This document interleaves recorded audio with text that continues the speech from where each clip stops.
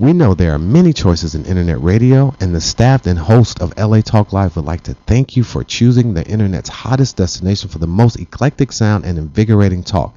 This is LA Talk Live. We are more than just talk. Joshua Lane, member of the board of directors of Dr. Ann Wigmore's Hippocrates Health Institute, Josh Lane was part of the Dr. Ann Wigmore team that brought wheatgrass, sprouts, and raw foods to a worldwide audience. And now the host of Here's to Your Health on LA Talk Live, Joshua Lane.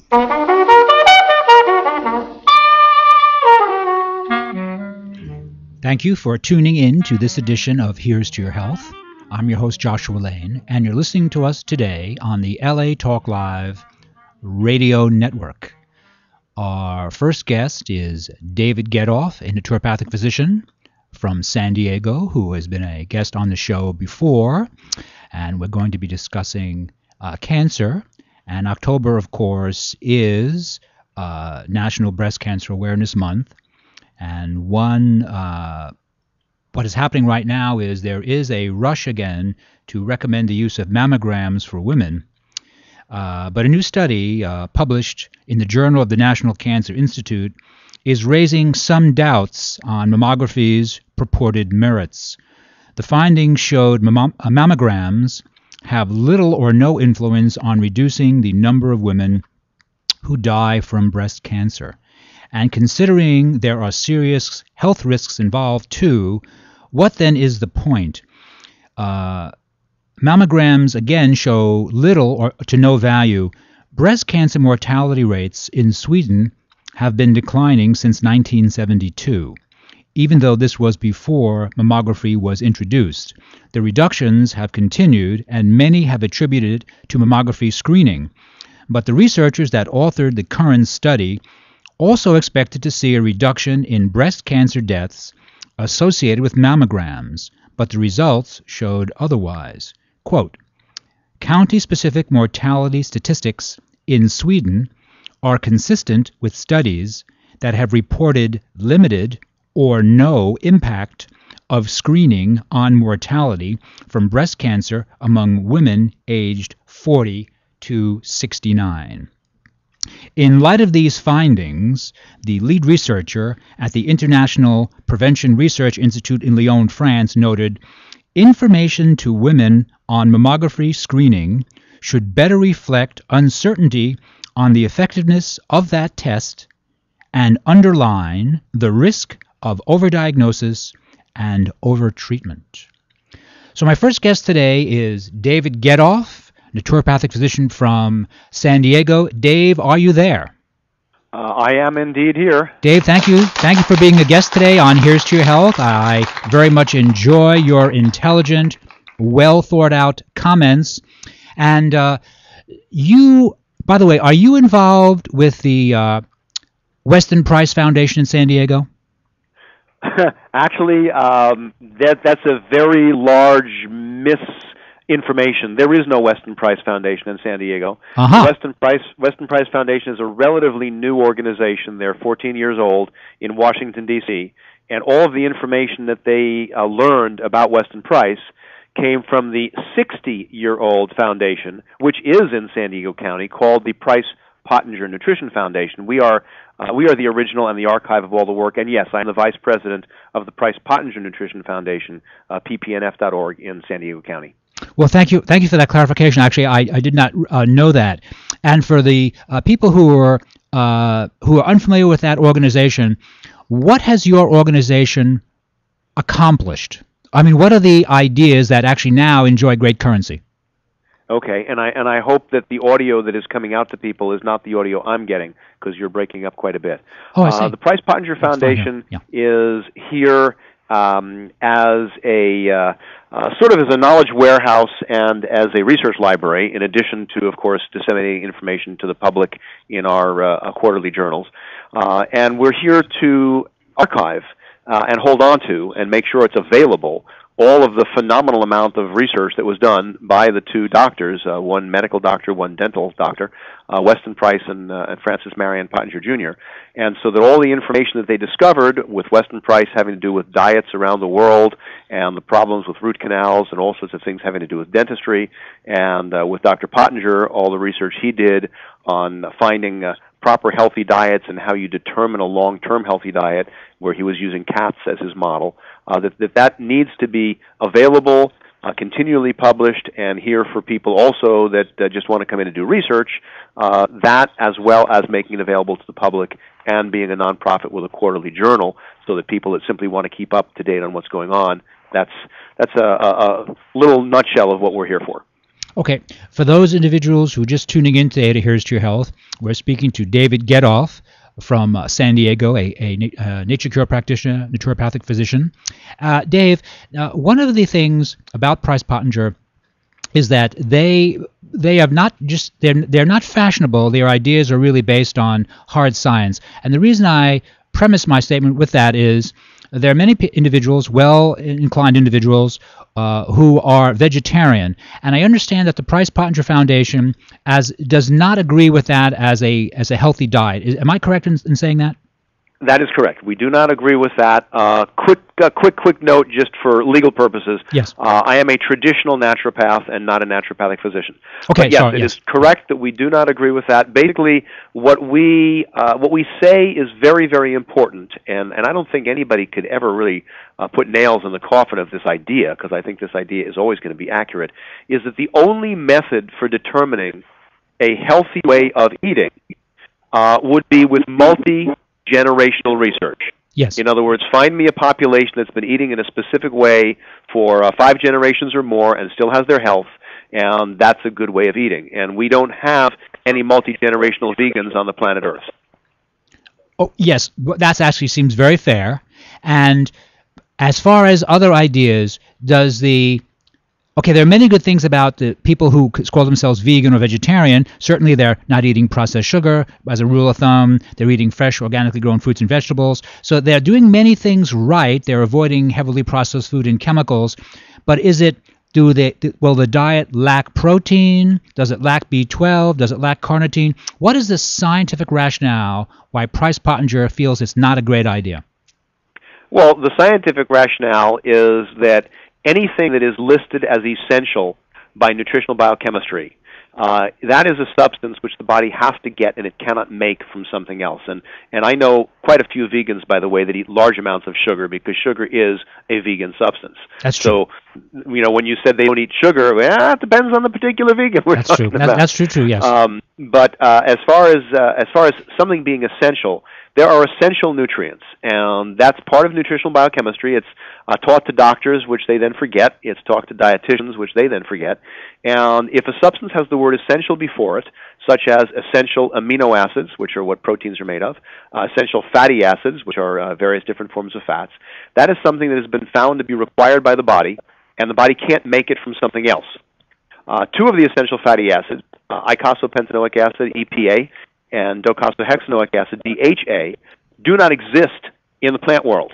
Yes. So anybody that is hoping to not be deficient in that is basically flipping a coin and hoping that their body is going to be able to manufacture enough of those from the fats that they do get that are plant-based. And if that was true, it wouldn't have been labeled as essential, because all of the things that the body can make enough of from other things aren't classified as essential. So yes, they're going to be deficient in a couple of different essential fatty acids. Amino acids, when they design something to do a research study and say this is essential, that is not essential, we're not taking into account the fact that everybody's health is different, and some people's bodies can't make what they should. And the only time we really get all of the amino acids together, not necessarily what our government has decided to call complete, but what your body, if it could talk, would say is complete, or in animal proteins.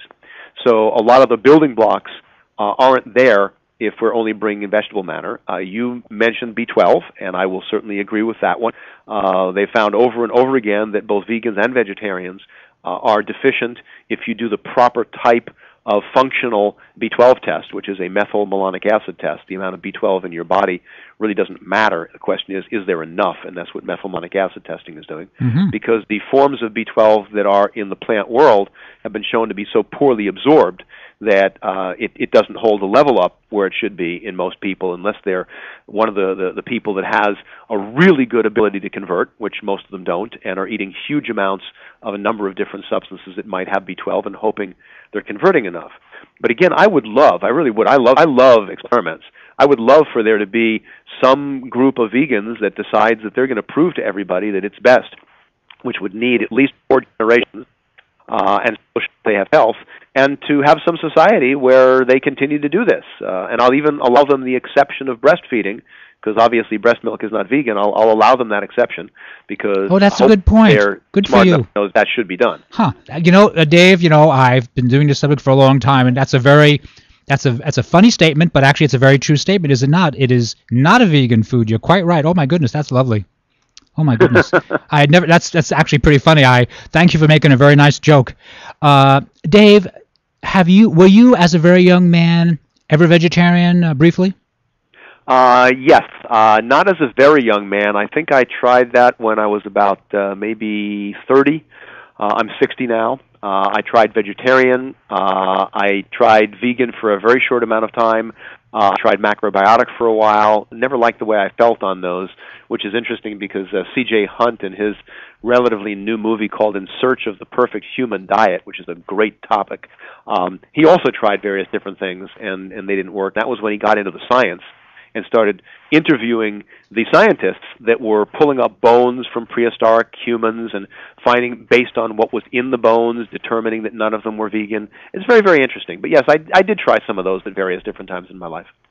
And since frankly you and I are the same age, who were you reading in the 60s and 70s and 80s? Were you reading Pablo Arola and Anne Wigmore and Viktoras Kulvinskas? I mean, who was your main teachers in the early days? Oh, that's a good question. I was certainly reading Pablo Arola. I was reading, let's see, trying to think of, all of my books burned up in the wildfires in my house. Otherwise, I'd be just looking at them all in front of me. Oh, dear. Yes. There were a couple of other, who was the woman who was the most famous back then? She wrote "Let's Get Well, Let's Have Healthy." Adele Davis. Yes. Okay, Adele sure. Davis. Mm-hmm. I read Adele Davis, and I think if she knew as much as we know now back then, she probably would still be with us, or at least would have lived a lot longer. There's let's see, another Richard Passwater. Yes, he's great. Richard Passwater is great, Super nutrition. And I really do believe that tremendous amounts of the things that he has said and written are still true today and haven't been changed. That's the biggest problem we have today, is that things are taught as fact, and then later we have to change all the textbooks every couple of years, because not that we found new things we need to tell people, but we find how many of the facts, quote unquote, that we were teaching were wrong. Right. Yeah, it's a continual process in science, right? To try to put a good face on it. The facts are wrong. So on the vegetarian idea, or just protein in general, is there a number that you recommend as far as the amount of protein to be consumed by the average man or woman as an adult? I've thought about that and looked into that and had people ask me that question. The first problem is the word average. Yes. I still remember many years ago when they released the stats for the United States, and they said the average family has 2.5 children. So instantly you know that there isn't a single average family on the whole planet, and yet we're telling people to do average. So, automatically we have a problem with that. People go over how many grams of protein per pound of body weight. I found even minor differences in the way somebody does things during the day. Somebody has a slightly less or a slightly greater amount of expansion of energy that they use for their job. One person is stocking shelves in a store. The next person is a longshoreman, and they're working heavy equipment, and somebody else sits in front of a computer and is doing that all day. We get so much of a variation, I would have a hard time. I tell people that from my experience and from all the thousands of patients that I've seen over the decades I've been working, I believe that most people, with that word I don't like, average, should be getting between 45 and 60 grams of protein per day. And, of course, a couch potato doesn't need as much. But the people need to understand that, especially since we're not metric, then people are not used to grams. 28 grams is an ounce. Then I'm not talking about meat. I'm not talking about fish or beef. I'm talking about protein.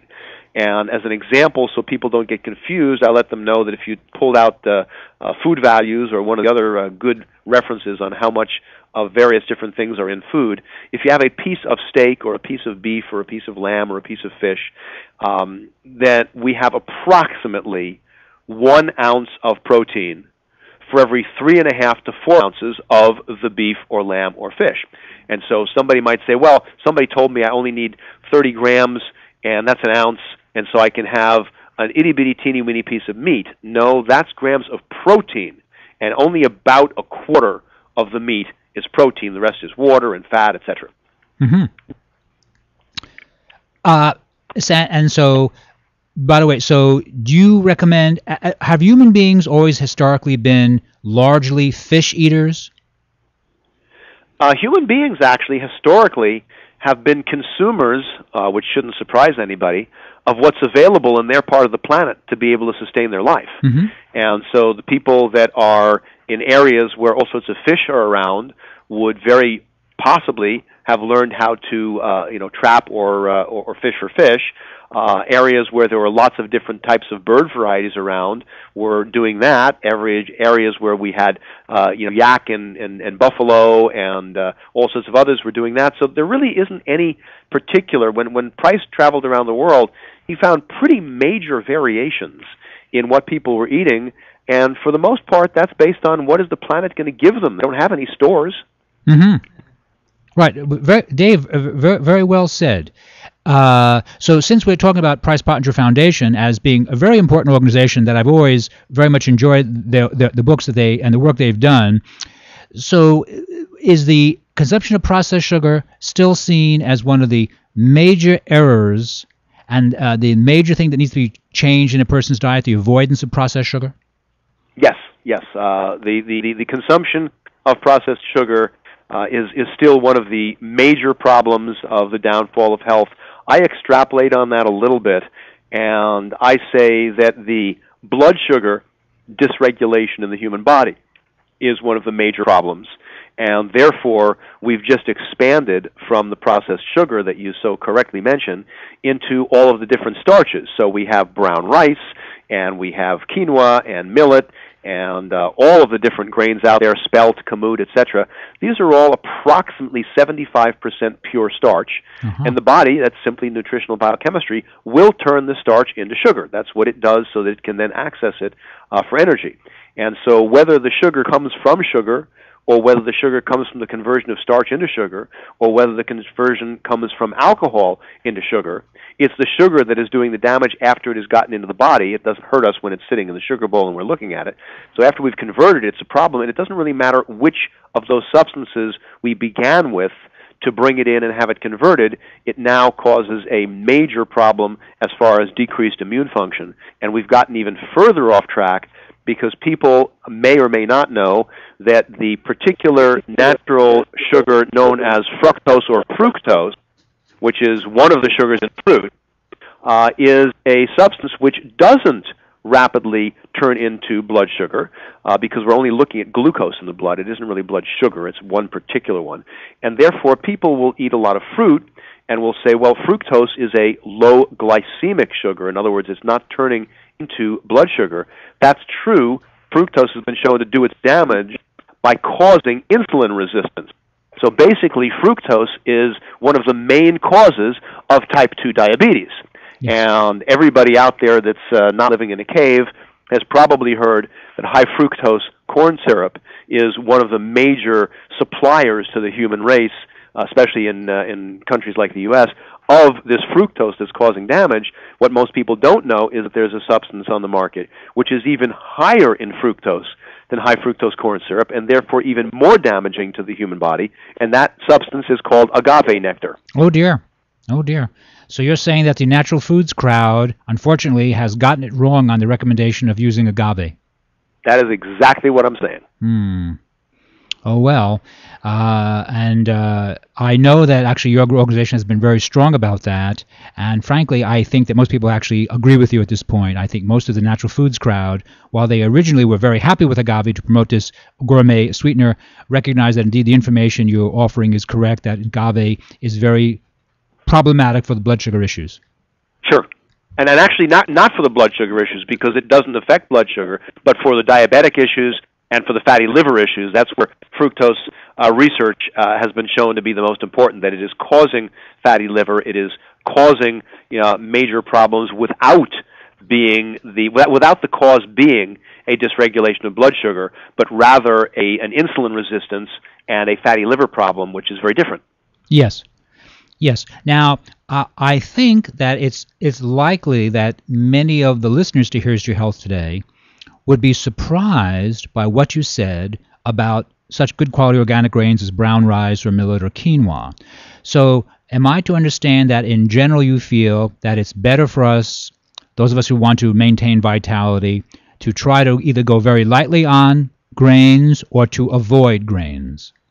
Well, it would depend on your biochemistry. When Price was around the world studying populations, there were plenty of populations that were eating grains. They were also eating meats and other various different things. But, of course, the grains were grown in their soils without any of the numerous sprays that we spray on them. They were the traditional varieties and had never been hybridized into something that the body identifies as an invader. And so I don't think that everybody needs to avoid grains to be healthy, although I have met people that don't gain all of their health back until they do that. I would say if you're going to eat grains, which a lot of people will, they should not be your dominant food source. They should definitely be only in a meal that also has fats, because the fats slow down the conversion of the grain into sugar in the body. They should be non-hybridized, and we should use some of the types that are highest in nutrients. So since colors on our wall are from pigments and chemicals, but colors in our foods are actually from nutrients, the more colorful grains, therefore, have more nutrients. So if I'm going to have quinoa, I do not eat white quinoa, and I don't eat it very often anyway. I would have either red or black quinoa. If I'm going to have a little bit of rice, which is only occasional, I will either have red Thai cargo rice or black rice. I might have some black heirloom buffalo barley, because barley is the slowest converter into sugar of all the grains, and therefore, unless somebody has an allergy or an intolerance, barley, a non-hybridized heirloom barley, would actually be one of the healthiest grains out there. David, for those of you just tuning in today to Here's to Your Health, we have David Getoff on the line, calling from his office in San Diego, full of remarkably, in my opinion, accurate, interesting information. Dave, by the way, how can people get in contact with you? Easiest way is through my website, and although the website is naturopath for you, since people have spelling issues, if you just put in David, which everybody can spell, and Get Off, which as long as they leave the words the way they're supposed to be spelled, davidgetoff.com, it'll redirect them to my website. There's no shopping cart. They couldn't buy anything if they wanted to. A lot of free information. My phone number will be up there, although I'm pretty hard to get to, and I'm usually way behind in phone calls, as well as a contact link, which will immediately send them back a reply saying something like, "Don't hold your breath. I will get to it when I have time." No, that's very fair. Dave, I do have a question. You mentioned that when grains are combined with fats, I guess in the form of eating meat or fish or eggs with the grain, that this works better if we choose to use grain. Do you find that the idea of food combination has merit? I've experimented with people with food combination for many, many years, and what I have determined is interesting. It is that the only time that food combination is helpful to somebody is if at this point in their life their ability to break down and digest foods has become so jeopardized that they can no longer do it the way our bodies were designed to be able to do it, which is to not care what went in as long as it was healthy, but that instead we have to start separating things. It is not an indication of the benefit of food combining, but rather it is an indication of the reduced amount of health of the current status of their body. And so it means that I have to work with the person to see if we can get them back to where they should be, and people that don't have that problem can easily combine things. Plus, I've, interesting term, blown some vegans away in their own mind where they've said, oh my, when somebody came to me as a vegan and said, I will do whatever you want as an experiment because I feel so bad. And I said, the first thing I want you to do, since you've told me you can't eat meat because it rots in your stomach and stays there for hours, is go to a health food store, pick up a small amount of somebody's grass-fed beef, cut into little pieces, squirt some lemon or lime juice on it if changing it to looking gray, makes it less abhorrent to you. And then throw that on your salad. Make sure it's a salad that normally does not disagree with you in any way. And they look at me and you go, combining salad and meat, I'm going to feel horrible. I said, well, actually you're not. You think you will, but you're not, because the raw meat is easier for the body to digest than all the fiber in the salad. And they're always amazed when they do that it didn't cause them any problems, because actually the meat is easier to break down than the fiber in the salad was, and generally the next day they go, I have more energy after doing that. So, Dave, now the whole idea of eating raw meat is a concept that I would say really 20 years ago really didn't exist in too many places, but that some of the raw fooders, the young ones, Dave Wolf and others, are promoting the raw meat concept. Do you actually feel that has some merit, or is it a good idea, or what do you think on that, actually? Well, consumption of raw animal flesh is thousands and thousands of years old. Everybody listening, whether they've ever consumed any of these foods or not, has probably heard of one or more of the following: carpaccio, steak tartare, ceviche, and sashimi. All of those are pure raw animal proteins. Some are beef, some are fish, and these are old words. These are not new words. These four types of foods have been consumed for thousands of years in different parts of the world. So, number one, it's not new. Number two, the problem that I see, and it can be a problem, absolutely, is if you are not going to cook something, or in the form of dairy if you're not going to pasteurize it, then we have to make sure that the animal that we're going to be consuming, or the milk we're going to be consuming from the animal, or the eggs we're going to be consuming from the animal, are from an animal that was eating what nature intended for the animal to eat, or for those who are religious, what God intended for it to eat. And therefore, if we're going to eat it raw, so anything that might be alive is still going to be alive, we want the only living things to be what are supposed to be there, like Acidophilus and Bifidus in the milk from grass-fed raw cows. So if we have grass-fed beef, grass-fed lamb, outdoor pastured chickens that are eating worms and insects like God and nature intended, and they're out there in the sun, I never see anybody getting sick from any of those. But if somebody starts to go into the raw idea, and the animals they're eating weren't eating what they were supposed to be eating, we might have a problem. I see. Well, thank you. That was very well said. It's kind of a new concept for me, the whole idea of the raw part of the diet. Do you personally do that yourself? I consume an average of 6 to 7 quarts a week of grass-fed raw whole milk. It's one of my favorite foods. I've even, to make some nutrition professionals happy in the past, I've cut dairy out of my diet 100% exact, nothing creeping in for months at a time, various times, just to show people that I didn't feel any better in any way, shape, or form. I will usually like the taste better of slightly cooked when it comes to meats. And so although, yes, I do eat steak tartare, yes, I eat carpaccio, I've had sashimi many times, if I'm preparing steak myself or lamb myself at the house, I will be getting good quality grass-fed outdoor, but I will make it rare.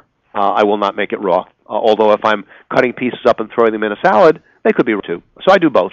And I will often put raw eggs of properly raised chickens in my raw milk smoothie with my raw milk, and I'll throw in a handful of maybe a low-sugar, high-nutrient berry like wild organic blueberries, a little tiny itty-bitty ones before they got hybridized to 10 times their size and reduced their nutrient value by 2/3. Right. Dave, actually, I find your information very interesting. The first time I ever heard you do any kind of a public debate or discussion, you and Anne Louise Gittleson was making some comments, and I happened to be, it was a Natural Foods Organization meeting, and you had some very funny, I thought, and correct things to say that I had never heard, and I thought, oh my God, this guy knows the subject. And you still find that you're happy with raw cow's milk. What about raw cow's milk vis-a-vis goat's milk or sheep's milk? Is there a preference? Could there be a preference there? Well, there's no question that any food on our entire planet somebody can have a reaction to. We can't always call it an allergy because the medical doctors have absconded with that word, and unless it's an immunoglobulin type E histamine reaction, it's not classified as an allergy. So they make us use words like intolerance when really they should all just be called allergies. Mm-hmm. But because of that, there are people that will be allergic to cow's milk and not allergic to goat, or allergic to goat and not allergic to cow, or allergic to both and not allergic to sheep. So if somebody has a reaction when they eat a food, I always tell them, please don't find how small a quantity of that food you can eat to not have a reaction. If you're reacting to it, stop eating it. I find that the majority of people, my calculations say 70 to 80%, but I haven't really done a written study, of the people who know, not who wonder, but who know, that if they drink pasteurized milk, and we're talking about cow's milk, that they have some kind of reaction. 70 to 80% of those people, if they eat grass-fed, raw, whole milk, again, cow's milk, they don't have a reaction. And in some of them, it was the residues of all sorts of garbage that was in the milk.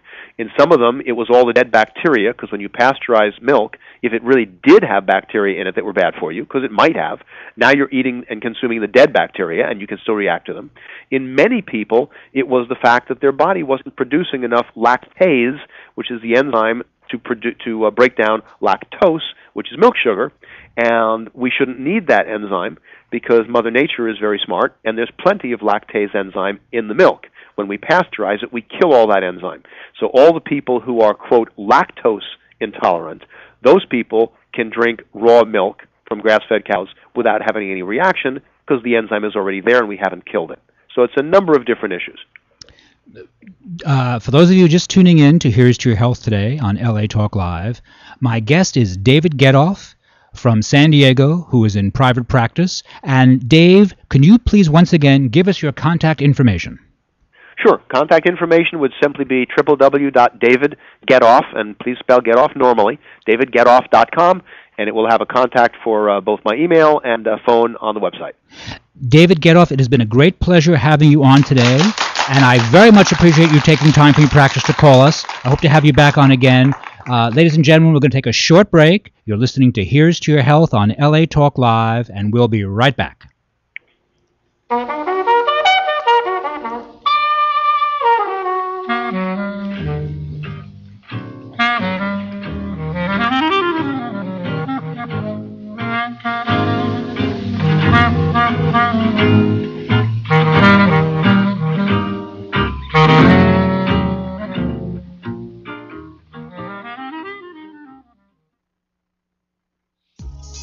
Walk, run, climb, play. Solgar number 7 can help.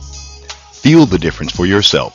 Solgar number 7 actually shows improvement in joint comfort within 7 days. Now you can start to get back on track fast and pursue the activities you love. Solgar number 7 is a breakthrough in joint care with no glucosamine and no chondroitin. The advanced bioactives in Solgar number 7 help to increase flexibility, mobility, range of motion, and actually shows improvement within just 7 days. One capsule, once a day, is all you need. When stiff joints occasionally say no, Solgar number 7 says yes. Visit Solgar.com and learn more about Solgar number 7 today. That's www.solgar.com, www.solgar.com. Solgar number 7, official sponsors of Here's to Your Health with Josh Lane and LA Talk Live. Bottled at the source since 1871, Mountain Valley Water is the deepest operating spring in America. This naturally alkaline water, with a perfect blend of minerals, has a crisp, clean taste that's twice been named best tasting water in the world. Mountain Valley Water has been served in the White House for 13 presidents, but it's also served kings including Elvis Presley, whose only requirement on tour was 2 6-packs of Mountain Valley Water. Delivered to your home or office in glass bottles, Mountain Valley Water will give new customers in Southern California their first 2 5-gallon bottles free. For more information, call 1-800-499-9982 or visit us online at www.mountainvalleywaterla.com. Mountain Valley Water is the official sponsor of Here's to Your Health with Josh Lane on LA Talk Live.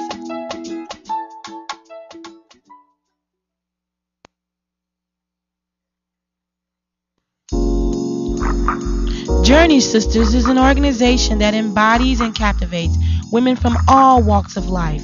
Our membership includes 44 women that are constantly growing in the areas of personal development and community involvement. Monthly, we offer free leadership classes at McCade's Restaurant. Journey aims to inform women in the areas of heart disease and HIV and AIDS. Experience the journey now by logging into www.journeymosaicinc.com. Toll free 888-906-5519. Journey with no excuses.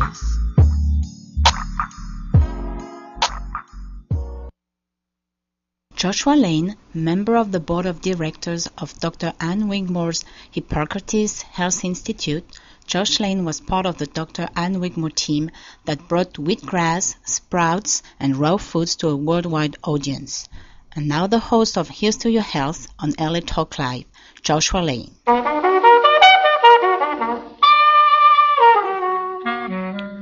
We're back. Thank you for tuning in to this edition of Here's to Your Health on LA Talk Live. I'm your host, Joshua Lane. And our guest this segment is Susan Stewart, who is a registered nurse, who is a volunteer discussing the Proposition 37, amendment that we're due to vote on Election Day, November 6th. Susan Stewart, welcome to Here's to Your Health. Thank you, Josh. And Susan, what exactly is Prop 37? It would require the labeling of genetically engineered foods so that the choice becomes the consumer's whether to eat it or not. Right now it's hidden in the food supply by the biotech chemical companies who put it in the food, like Monsanto, DuPont, Dow Chemical. It's labeled, and they managed to label it in 50 other countries where labeling is required, but it's not labeled in this country because the chemical companies who put it there have basically bought off our government. They've paid donations to both sides of the aisle, and their ex-employees and lobbyists are the head of the agencies who are supposed to regulate them, like Tom Vilsack of the USDA, and Michael Taylor is our food safety czar. They both had past ties, extensive ties with Monsanto, who is the largest worldwide producer of genetically engineered foods. All right. So then, Proposition 37, you recommend that listeners, voters, vote yes on 37, that you simply want everything that might have genetically modified material to be labeled if I'm buying bread or whatever, right? It needs to be labeled so that I can make the choice if I want to eat it or not. Yes. And you said that this is required in 50 countries. Could you mention some of those countries? Yes, the European Union, India, Japan. So, excuse me, so the European Union, so in other words, the many industrialized countries. nations of Europe, Germany, Sweden, Denmark, England, France, these industrialized nations require that genetically modified materials be labeled clearly for consumers. That's correct. Right. Well, that doesn't seem very radical, does it? No, it's not radical. No, it doesn't seem very radical, really. And so again, so Monsanto is contributing tens of millions of dollars to defeat this measure. Is that correct? I don't know their exact. I think they're up to around $7 million, but the total with themselves and others, they're the biggest contributors, around 34 million right now. They're expected to spend between 50 and 100 million to defeat this, which they've managed to do in the United States 19 times. Oh, really? Yes. I did not know that. Yeah, that tells you how much people want it to be labeled, and it tells you the extent that the opposition will go to defeat it. And how they've defeated it is one that I've already mentioned. They've paid off our government and have their ex-employees. Well, I think we might more clearly say that they have contributed campaign contributions. We don't want to campaign contributions to both sides, the Republicans and the Democrats. Of the aisle. Both sides get money. And genetically modified foods, how long have they been around anyway? They came onto the commercial market in the mid-1990s. Mm-hmm. Bovine growth hormone was actually the first. That started around 1986. Oh, that counts as that counts. Oh, I see. It's That's very genetically engineered. Monsanto brought that one to us. And that also is not allowed in Japan. It's not allowed in Japan, is it not? It's actually banned in several countries and required to be labeled in others. So genetically modified material is then relatively new. We're talking roughly 20 years. Right. Right. So, because I've heard some people who think we don't have to label it. They say, "Oh, it's been around for 50 years," and that's just a lie. That's one of the arguments. They say that genetically engineered foods is the same as crossbreeding, traditional crossbreeding, which has been done by farmers for thousands of years. Right. That's like cross-pollination, grafting of two related or closely related species, like a plum and a apricot, or two similar species of corn that are crossbred in nature. This is done in a laboratory. Genetic engineering is done in a laboratory, and they actually inject or force the DNA, genetic material of one species into a completely different species. So they're mixing viruses, bacteria, plant, and animal genes all together. They're crossing the species barriers to do that, which has never been done in the history of man. So it's not even close to natural crossbreeding. Well, that sounds like if there was errors, that it could be very bad for lots of people. It could be very bad. And again, so it's a relatively new technology, and largely Monsanto is the major investor in this technology? Yes, they're the biggest producer of genetically engineered foods in the world. I understand that Monsanto was defeated largely on the bovine growth hormone because many other nations would not allow it to come in, and that it's been actually a big money loser for them, and they actually sold off the division that produced it to another smaller company in an effort just to save face largely, but that indeed bovine growth hormone has been a financial dud for them. Yes, it has. They sold the company to Eli Lilly in 2009, and most dairies, because people don't buy it, most dairies have actually stopped using it. However, it still is in the milk supply unless you buy milk that says, does not contain bovine growth hormone or is made with cows who are pasture raised and not injected with this hormone. It's still not labeled. So it's in the food supply, but because of consumer action or lack of action in buying it, it's, as you said, a dud. A dud. And that's what they're afraid of with, the rest of crops. Sure.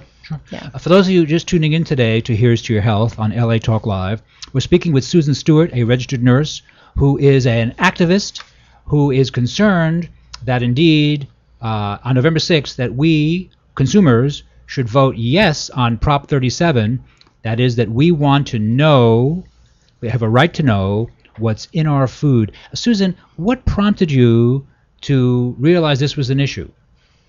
Last February, I began doing some reading about it. That's when the initiative was first starting to be qualified, gathering of signatures to qualify for the ballot. Mm-hmm. And so I started studying it. I'm a health and preventively oriented person.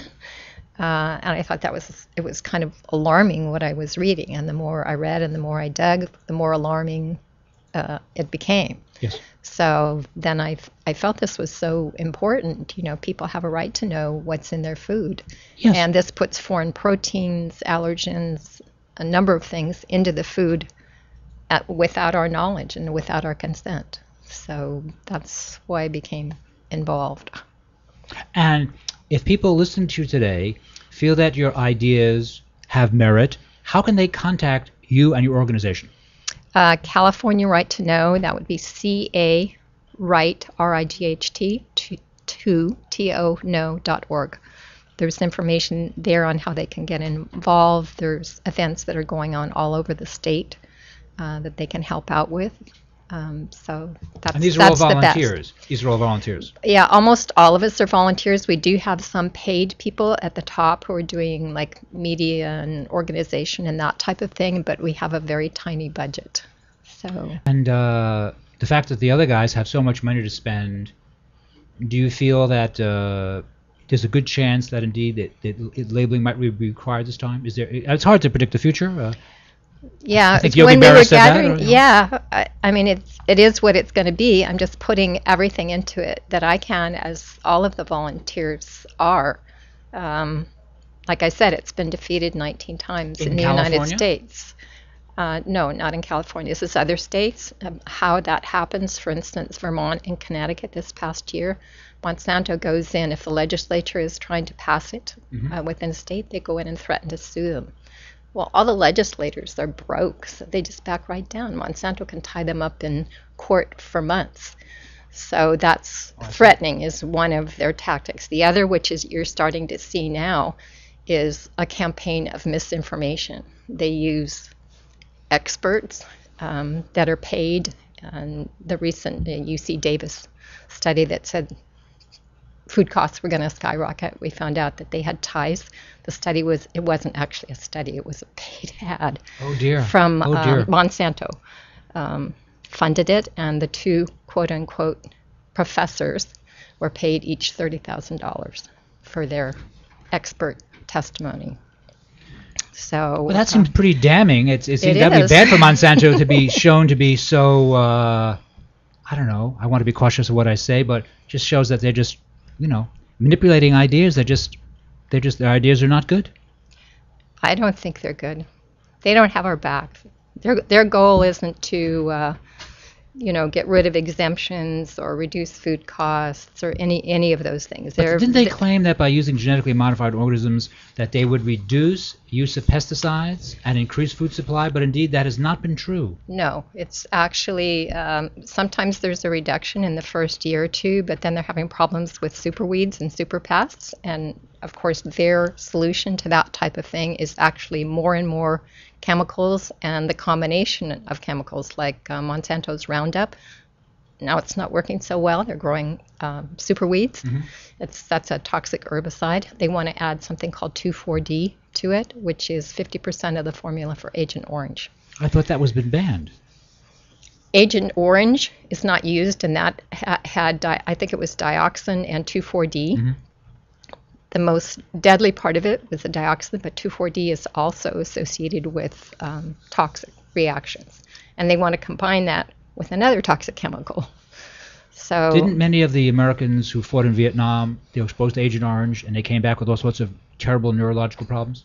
And their children with birth defects, yeah. And one of the reasons for that was that Monsanto put out, I don't know that you could call it research, but a study that showed that it had no connection to health problems, especially cancers. That was what was quoted in refusing to pay these Vietnam vets for the injuries that they sustained and the effects on their families. And there was a woman scientist who challenged that, who thought that it had been fraud, that it was fraud. She was fired, and that information never came to light for a very, very long time. I believe that the Vietnam veterans finally are getting some compensation for this now. How many years later? It's really sad.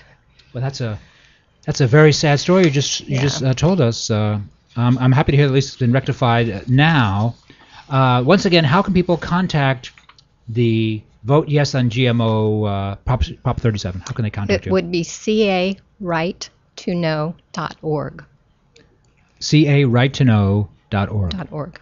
And now, what about this fellow, Jeffrey Smith, with his book, Genetic Roulette, which you nice large copy? Okay. Is he going to be passing through California? Is he doing a lot of lecturing? He is. Yeah, he is. He's speaking in support of labeling.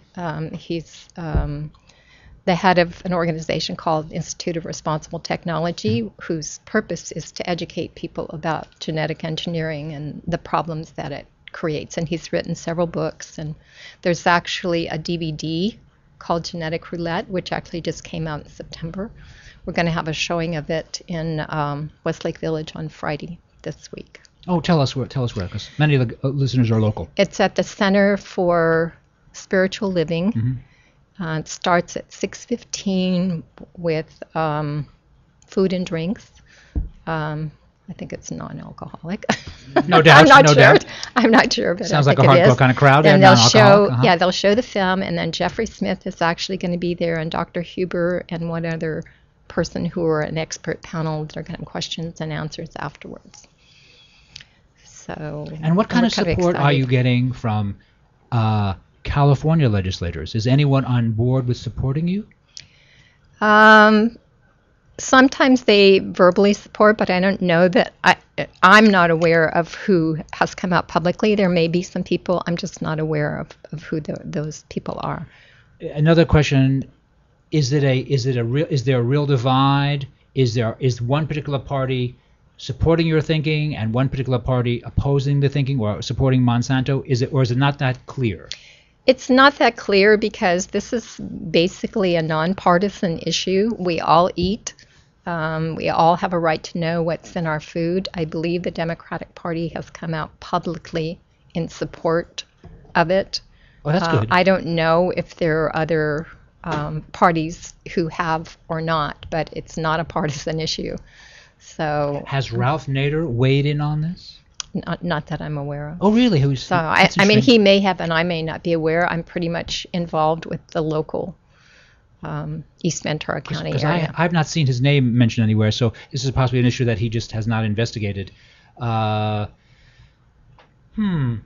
so will people be at the polls that day with signs outside the polling place? Are you allowed to do that? I don't think we're allowed to on that day. And so you're just trying to get the word out through media and through newspaper articles and through Jeff Smith passing through and others lecturing. Right. So, and we also do tabling events and speaking, like I'm going to be speaking at a senior center next week. So we have events like that going all the time. We have rallies. We have tabling events at, community where they have vendors, and we go and talk to people and hand out literature. When you first came on camera, you very succinctly told us why genetically modified organisms were problematic. Can you give me a recap on that once again? Yes. It's gambling with our health because both some beginning experimental studies and some real-world experience has shown that there are many problems. What are the problems? Immune system suppression, allergies, fertility problems. Most of these have been observed in animals who were fed feed that happened to be genetically engineered. Like in India, it has been their habit to allow their cattle to graze on the after they pick the cotton, the plants, and many of them have died with huge gastrointestinal problems. They've had fertility issues. The farmers who work in these fields that have been sprayed with Monsanto's Roundup have terrible skin conditions and rashes. So there's a lot of real-world experience that shows us we should just take a step back from this technology and not be so quick to embrace it. It needs to be studied more. And again, the technology has only been around since the mid-'90s. Yeah, and there's no way you're going to see, especially if you're not labeling it. So we're not asking people to decide whether it's good or bad. There's enough strong indication of many problems that it should be labeled and it should be tracked. And there's no way to track the environmental and health effects unless it is labeled. And again, Susan, we're chatting with Susan Stewart, who is a advocate of Prop 37, voting yes on Prop 37.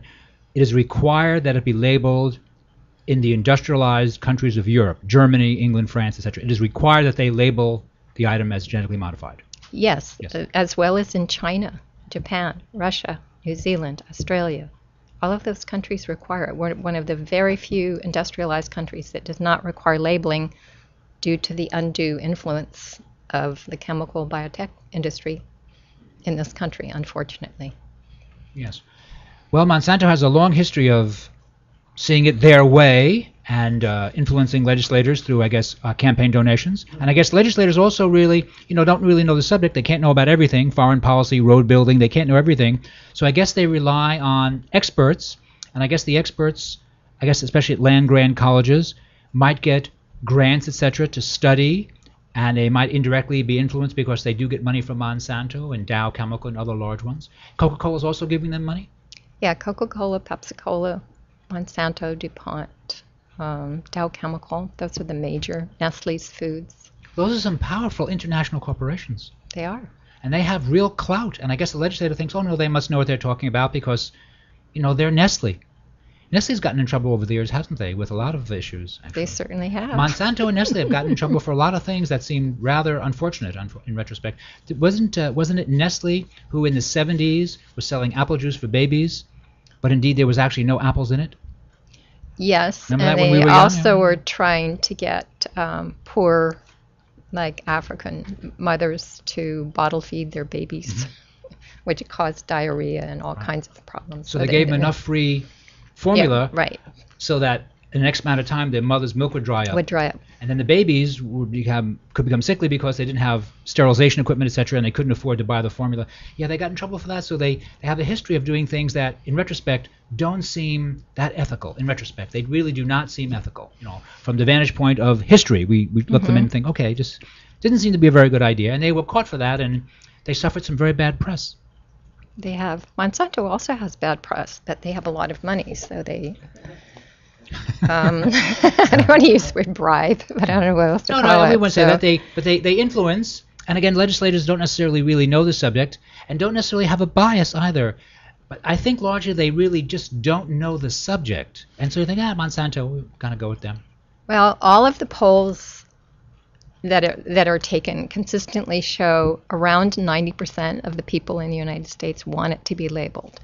There was an online petition of a million signatures that was sent to our government saying that we wanted them labeled. To qualify this initiative for the ballot in California, we had 10 weeks, mostly volunteers, and we got almost 1 million signatures. So that shows that people are interested and they're concerned. You'd think that would wake up the legislators. But of course, we don't have the money. Right. And Monsanto and their ilk have lots of it. And as they say, money is the lifeblood of politics. And we know that for all issues. We know that this is the way it is. For those of you just tuning in to Here's to Your Health on LA Talk Live today, we're speaking with Susan Stewart, who is a registered nurse, who is an activist, a volunteer, on the Vote Yes on Prop 37 measure, which we get to vote for that on November 6th. And Susan Stewart, do you have any wrap-up ideas for us? Well, one of the big issues that they're talking about is the increase in food costs. Yes. In a recent study on the economic impact of Prop 37, a professor at Emory University, Joanna Shepard, concluded there would be no increases in prices as a result of the labeling required. When Europe introduced genetically engineered food labeling in Europe in 1997, it did not result in increased costs despite horrific predictions by some interests that it would. Could you repeat that again? So 1997, they made him label it, and it did not in Europe result in increased food costs. Right, and that's a quote from a man named David Byrne. He's the former European Commissioner for Health and Consumer Protection in the European Parliament. So that's authoritative. That comes from him, and the other woman is as well, and neither one of them have been paid by us. Gotcha. Gotcha. The other big thing is that it's perfectly safe, so why label it? It's not necessary. They like to say that GE Foods, the industry says, well, the FDA says they're perfectly safe.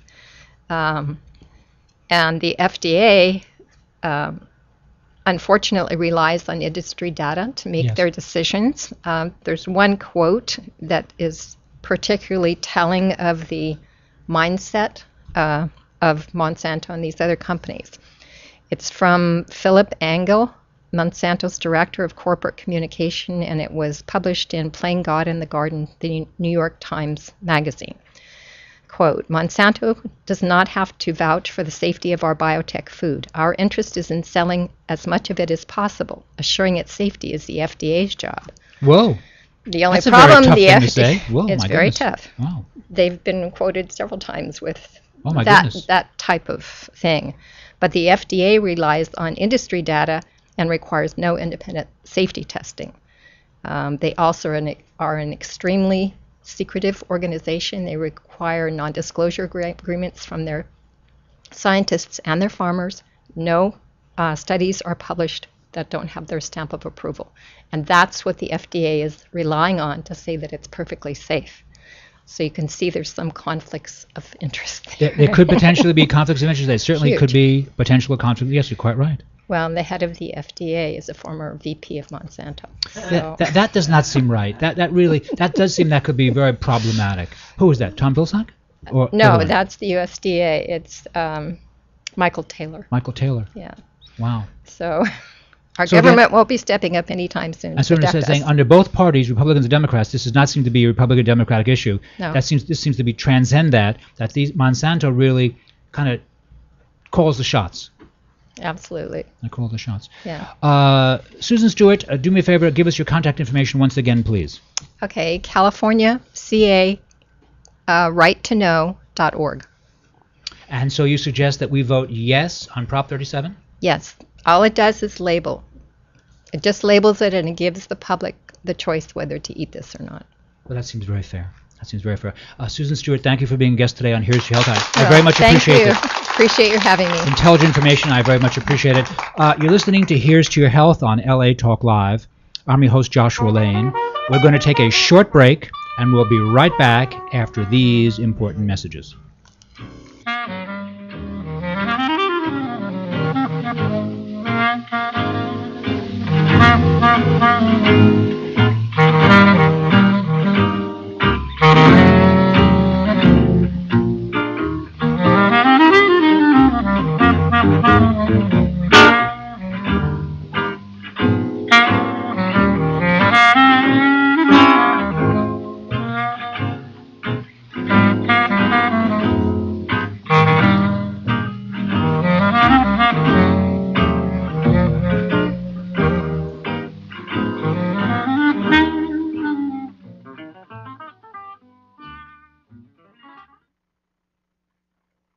Mountain Valley Spring Water, since 1871, has been bottled at the source in Hot Springs, Arkansas.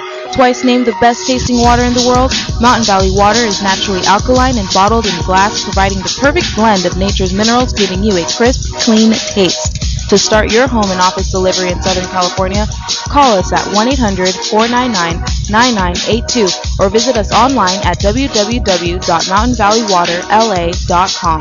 New customers will receive their first 2 5-gallon bottles free. Mountain Valley Water, the official sponsor of Here's to Your Health with Josh Lane on LA Talk Live.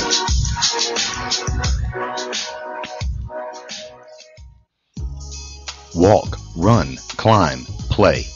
Solgar number 7 can help. Feel the difference for yourself. Solgar number 7 actually shows improvement in joint comfort within 7 days. Now you can start to get back on track fast and pursue the activities you love. Solgar number 7 is a breakthrough in joint care with no glucosamine and no chondroitin. The advanced bioactives in Solgar number 7 help to increase flexibility, mobility, range of motion, and actually shows improvement within just 7 days. 1 capsule once a day is all you need. When stiff joints occasionally say no, Solgar number 7 says yes. Visit Solgar.com and learn more about Solgar number 7 today. That's www.solgar.com, www.solgar.com. Solgar number 7, official sponsors of Here's to Your Health with Josh Lane and LA Talk Live. Hi, this is Dr. Levi, your fitness doctor, making a personal house call, inviting you to join me Wednesday at 10 a.m. Pacific for my all-new show, The Dr. Levi Show. Join us as we discuss fitness, health, and well-being, including emotional and spiritual health. So don't forget to tune in to The Dr. Levi Show every Wednesday at 10 a.m. Pacific, exclusively on latalklive.com and the Talk Live Broadcast Network. You can also catch us on iTunes, Radio R&B, or watch us on Ustream.tv, or catch us on the Live 365 network, and now on Radio Flag and Stitcher Radio. Reality radio handcrafted for your listening pleasure. This is LA Talk Live, and we are more than just talk. Hi, this is James Kinney from Kinney. Joshua Lane, member of the board of directors of Dr. Ann Wigmore's Hippocrates Health Institute. Josh Lane was part of the Dr. Ann Wigmore team that brought wheatgrass, sprouts, and raw foods to a worldwide audience. And now the host of Here's to Your Health on LA Talk Live, Joshua Lane.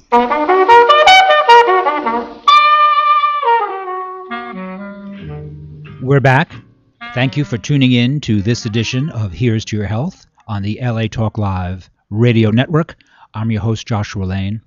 And our guest is Robert Berger, is a master's in science and a PhD, who is the editor-in-chief of a new, I think they've been around at least a year, but online publication called Nutricular Magazine. Robert Berger, are you calling in from Florida? Bob Berger, are you there? Bob Berger is not actually, that's not him on the line calling us? We'll see. Bob Berger, are you there? No. Well, all right. Dr. Berger, is that you there with that little beep on your cell phone? No. Okay, so while Dr. Berger, we're straightening that out, I did want to mention something that Dr. Mercola mentioned in his website, Mercola.com, and that is that mammograms have limited or no effect on breast cancer deaths. That was from a new study. And of course, now it's October, and there has been a rush in October, because it's National Breast Cancer Month, to promote the use of mammograms. But a new study published in the Journal of the National Cancer Institute is raising some doubts on mammography's purported merits. Robert Berger, are you there? Bob Berger, can you hear me? No? Bob Berger? Hello, Bob. Alrighty, we'll try to catch him again. And the findings showed mammograms have little or no influence on reducing the number of women who die from breast cancer. And considering there are serious health risks involved, too, what then is the point? Breast cancer mortality rates in Sweden have been declining since 1972, even though this was before mammography was introduced. The reductions have continued and may have attributed, and many have attributed it to mammography screening. But the researchers that authored the current study also expected to see a reduction in breast cancer deaths associated with mammograms. But the results showed otherwise. County-specific mortality statistics in Sweden are consistent with studies that have reported limited or no impact of screening on mortality from breast cancer among women aged 40 to 69. Robert Berger, are you there? Yes. Hi, Josh. How you doing? Oh, very good. I'm glad. Thank you for calling in today to Here's to Your Health on LA Talk Live. Thank you. You've been a guest before on our show, and I know that you are the editor of Nutricular Magazine, an online wellness journal. And have you been around now for about a year, your publication? Can you repeat that, Josh? I'm having a little trouble with the connection here. My sound engineer asked you to turn down your radio. Okay. Okay, hold on just a moment. Okay, hold on just a moment. All right, how's that? That sounds very good. So my question for you was, you are the editor of, or the editor-in-chief of Nutricula magazine, and that online publication for wellness has been available now for a year. Is that so? 2 years. Oh, 2 years. Okay. Actually, we're going on our second year now. We have 22 issues. By December, we'll have 24 issues, and yeah, we're already well into the into the archives. If people go on the magazine, they can actually not only go into the archives, they can see many of our articles. That's good. And do me a favor, I think you should make your radio a little bit quieter in the background, because I still hear a little echo there. So get this. All right, how's that? That sounds better. And by the way, so as far as your scientific background, where did you receive your master's and then your PhD? Okay, I have 3 degrees. One is from the University of North Carolina. It's master's in nutrition. I received a PhD at University of Tennessee and a PhD at University of Pennsylvania, and they're all in biochemistry, veterinary pharmacology, and nutrition. So you have a great scientific background, and as a young man, you were just interested in nutrition. It just struck you as being an important subject? That was one of the things. When I was going through school, it was more biochemistry and pharmacology, and then nutrition kind of came along with it at the time because it was becoming more of a well-known science. And, of course, it fit right in now because really nutrition is biochemistry. Mm-hmm. And that's the thing that we tell everybody that we ask about nutrition. It is a part of biochemistry itself, and now it's certainly something that needs to be really recognized as a part of biochemistry. And even my background in pharmacology, you have to know a lot about nutrition. And of course, not only do I have dealing with the human nutrition side, but animals and veterinary nutrition too. Mm-hmm. And your publication this month, Nutricula magazine, and are you devoting this issue to breast cancer awareness? Is that what you're doing? Yes, basically every October, just like last year, October is National Breast Cancer Month, and this month actually it's how to stop the breast cancer epidemic. Mm-hmm. And there are a lot of good articles in this issue. And breast cancer, I thought that for the past 6 or 7 years that breast cancer rates in America were on the decline.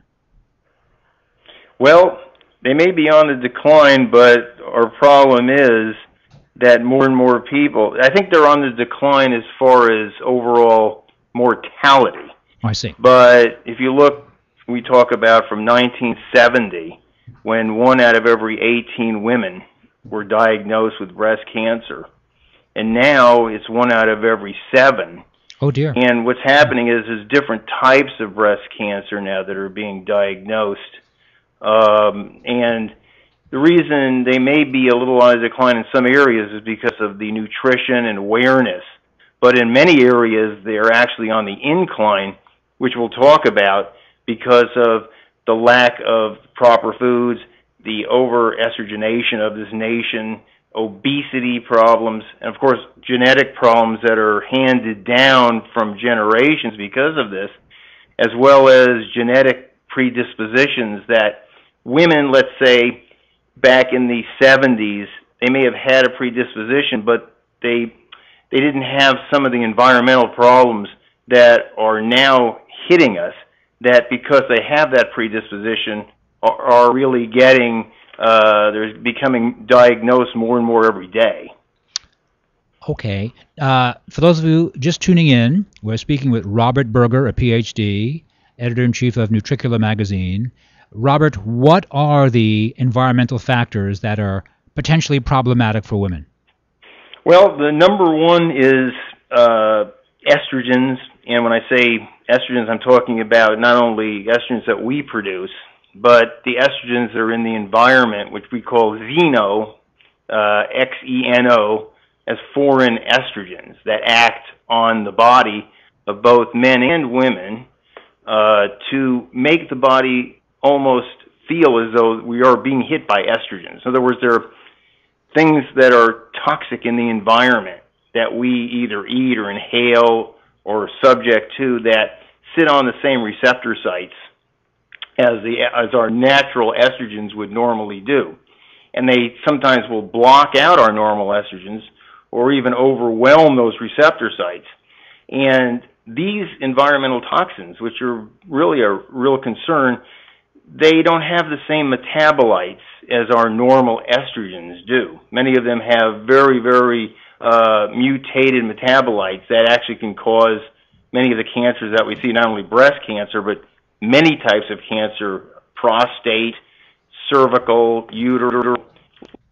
There's many cancers that are affiliated with estrogens, not just the breast cancer and the cervical and uterine cancers.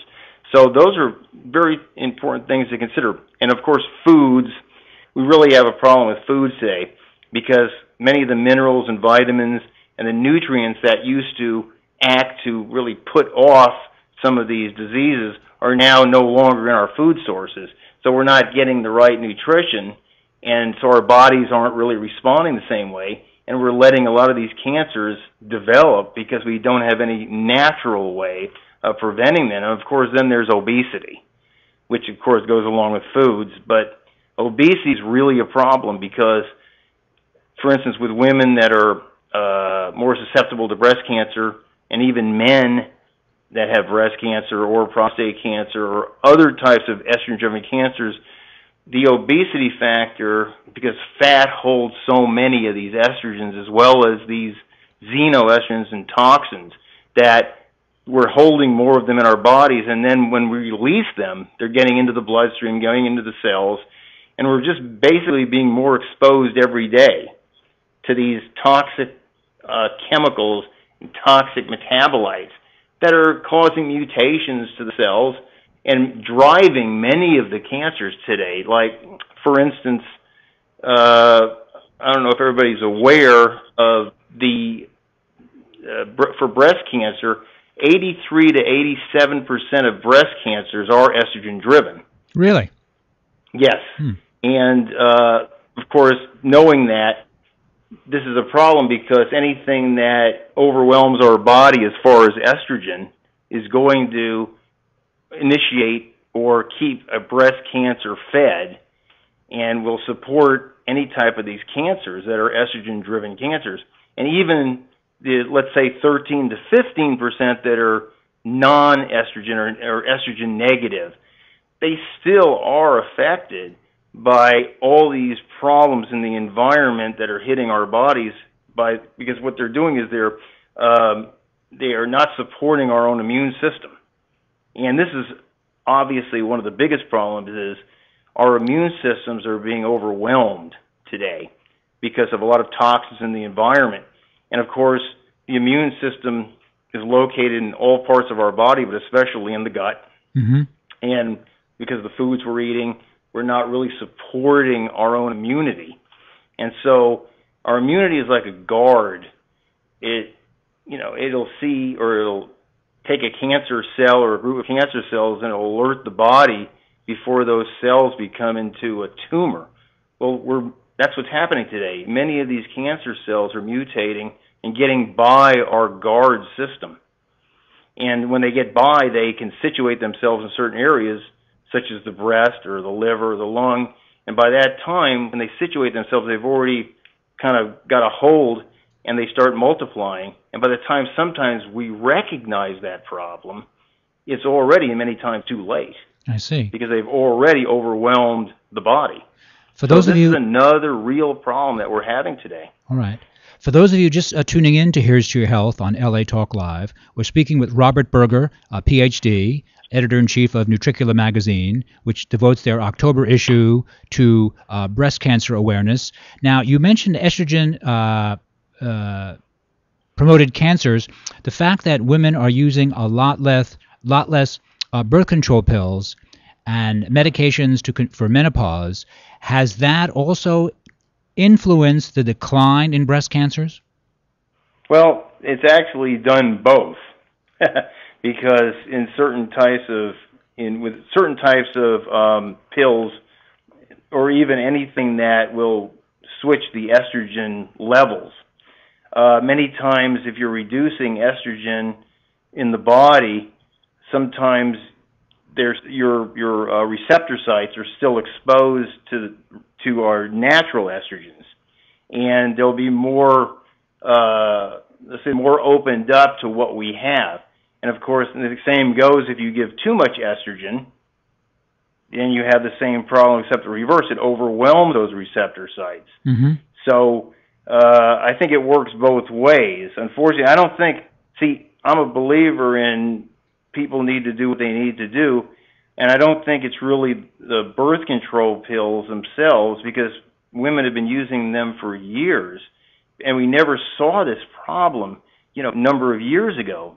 And they're still using the same type and even safer ones. So what I think it's the other factors, the genetic factors, the environmental factors, that are actually causing many of the metabolites of the birth control pills to cause those problems. That's what I truly believe. But now the young women of today, 2012, who are using birth control pills, the amount of estrogen in those medications for women is dramatically reduced from what women of the 1960s and 1970s were using. Is that not so? Yes, it is. Right. And they're actually, and that's the funny part about it. You'd think that we would have seen a reduction over the last few years, in many of these breast cancers, as well as uterine and cervical cancers. But we're really, even though we're saying we see a reduction, we're not really seeing a reduction. What we're seeing is a better, and I'm going to use the word cure, I don't like to use, but a better cure rate. In other words, women that are going, there is a stoppage of the cancers in many cases. Of course, not to say they won't come back. Yes. But that is something that should really tell you that even though we are trying different medications that are supposed to be safer, we're still having the same or even worse problems. And women today, like if you go back to the 70s, you rarely ever saw women at age, at 28, 30 years old, 32 years old, that would ever have breast cancer. Yes. It was usually 45, 50, or older. Now we're seeing a lot of cases where women that are in their late 20s and early 30s are being diagnosed with breast cancer. And, of course, this is no doubt a multifactorial reason. Oh, yes. And now cigarette smoking is on decline, and cigarette smoking has been linked to a variety of cancers, has it not? Yes, it has. And I think most of our listeners, LA Talk Live here, would recognize that tobacco is not a good idea for these health problems. What about the consciousness on alcohol? Does alcohol contribute in a significant way to these type of cancers? If somebody limits alcohol, it really doesn't very significantly, because they have done many studies using alcohol, and they do show that limited alcohol use really doesn't affect significantly, statistically significantly, to breast cancer. Of course, alcohol use over long periods of time, or the overuse of alcohol, is not only the problem of the alcohol. What it is happening is that many people are becoming obese, or their body metabolism is changing because they're drinking alcohol. Because what alcohol does is it's the first thing that's metabolized in the body.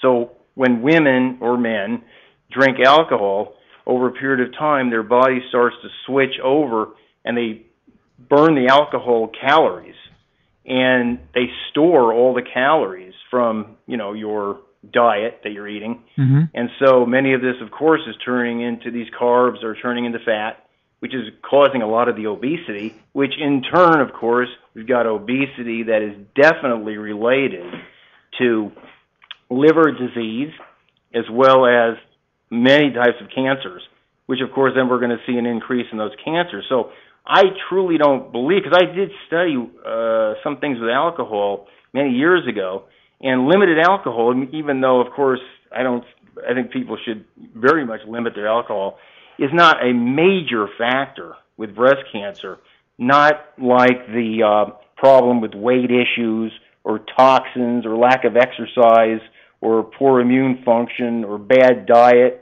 or even lack of a lot of the important nutrients like vitamin D3 and things like that, and avoiding a lot of these simple sugars and carbohydrates that people are using that are really initiating some of these cancers. I see. And can you give me a definition, Dr. Berger, of what it means to use limited alcohol? Does that mean one drink a week, one drink a month? Yeah, that's what, and it's so funny because you read that about limited alcohol, and I always question, well, what do you mean? And they're talking about, some actually say one drink a day. And I think that's, probably, I'd say one or two drinks every few days is probably limited alcohol. If a person, people are going to drink alcohol, you're really not going to stop that, and you have to be kind of realistic. Yes. What I think is the problem is people are, many organizations are trying to push certain things that the average person just can't do. I mean, they're trying to say, well, you need to take X amount of vitamins and minerals and nutrients a day. Well, the average person can't do it. They work for a living. They don't have time. They don't have the resources most of the time. And that's a problem. What you can do is you can moderate everything, because you really do have to moderate.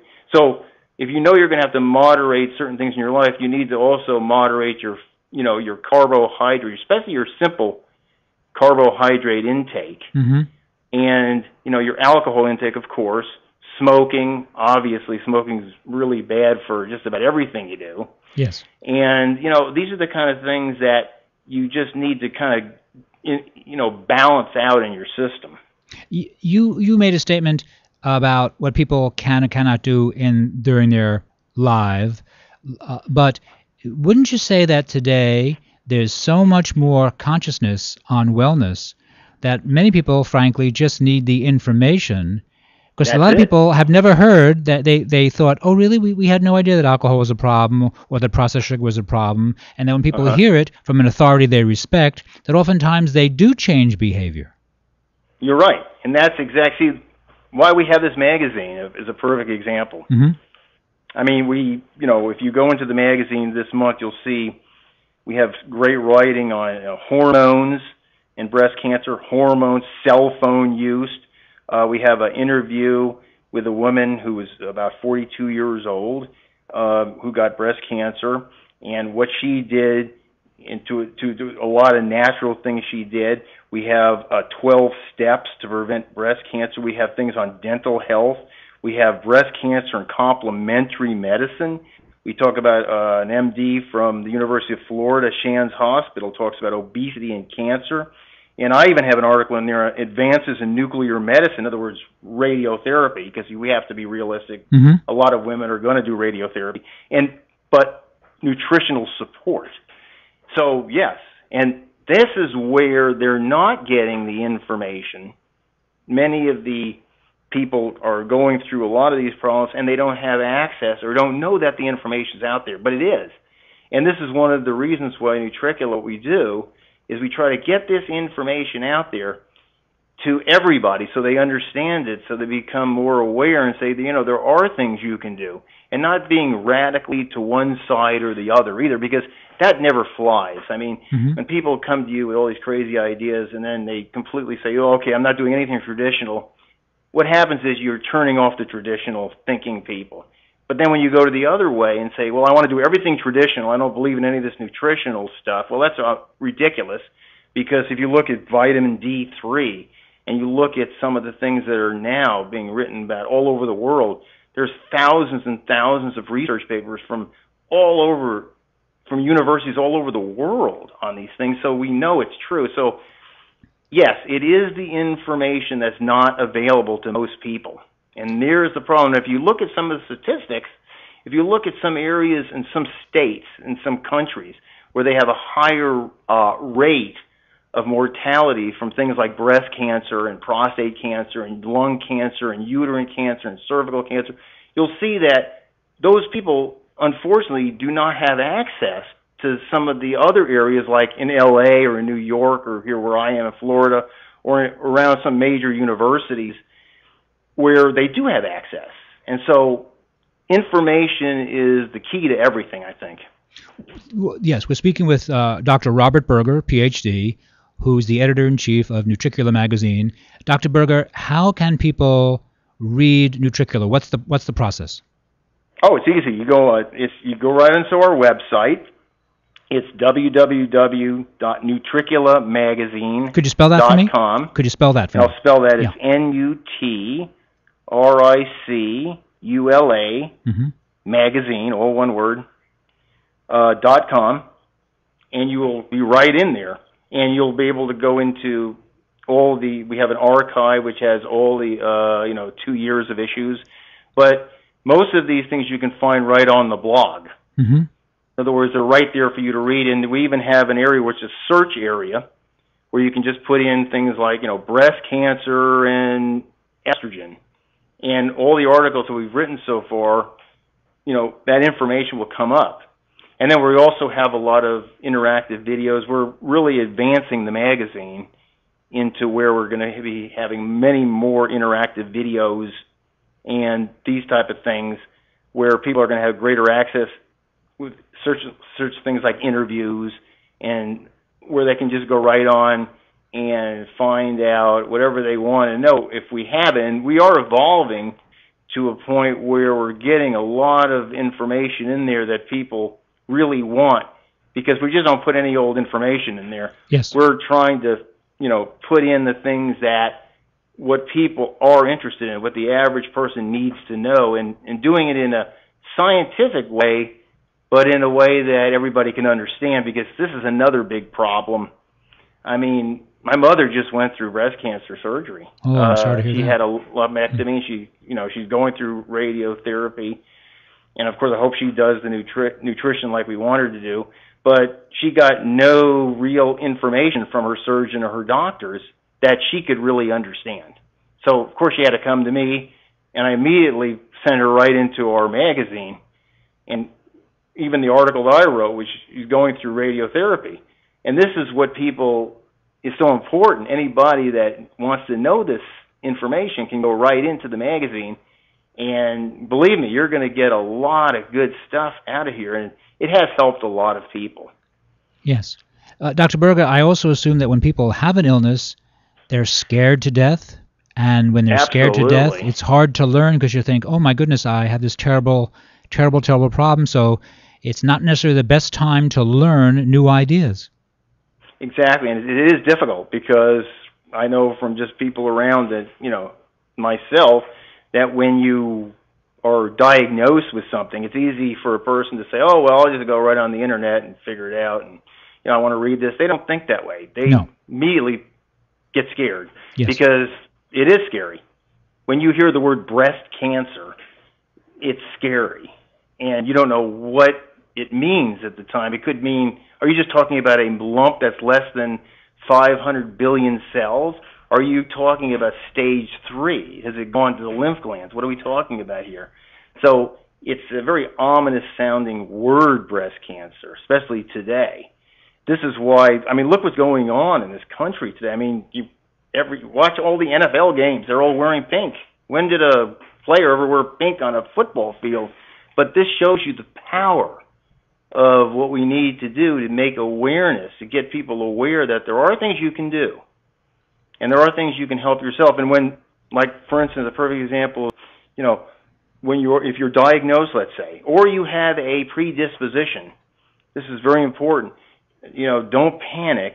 Get the information, because the information's there, and you can always do the obvious. In other words, surgery, if you need to have it done, get it done. If you have to go through radiation to make sure that all the cancer cells are hit, to clear the margins, well, that's a decision that you and your doctors have to make. And if you make that, okay, get it done. But then there's other things you can do to support your body, that there's so much research on it. What are those things? What we have done... Go ahead, Josh. Dr. Berger, ask me a question. Let me have you tell the listeners of LA Talk Live, what are some of the important structural ideas that a person who discovers they have a cancer can do? Let's do some food first. Let's do some basic food ideas that a person can implement. Okay. Some basic food ideas are, number one, really cut down or reduce your amount of simple sugars.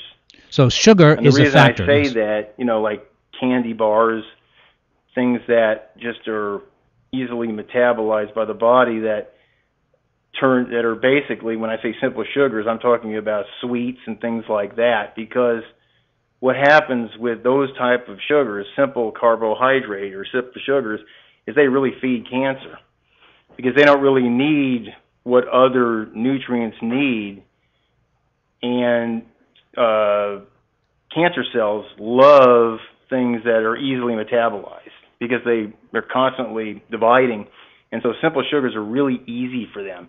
Plus, this is another thing that also reduces your the ability of your immune system to really work hard. So, really you have to look at that. So, excuse me, Doctor. Start eating. Excuse me, Dr. Berger, let me jump in here. Dr. Berger, you're not saying that sugar causes cancer, but you are making the statement that sugar helps to feed cancer and help it grow? Oh, absolutely. Simple sugars, yes. Because, you see, cancer cells love things that are easily metabolized.